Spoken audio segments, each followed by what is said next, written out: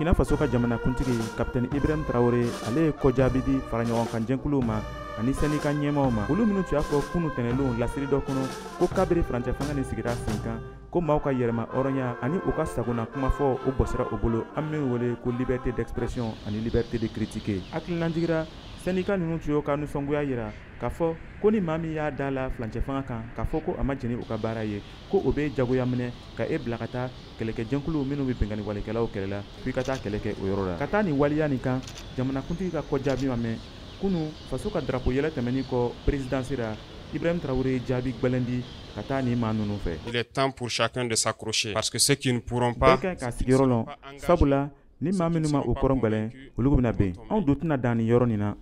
Et nous n'allons pas nous arrêter. Une nation ne se construit pas dans la discipline. Ni ɲagamini waliyaw ye ani kolonbaliyaw ye an minnu wele ko indiscipline. Faragbera jamanaw ye min don maaw kunna o tɛ se ka taa ɲɛfɛ.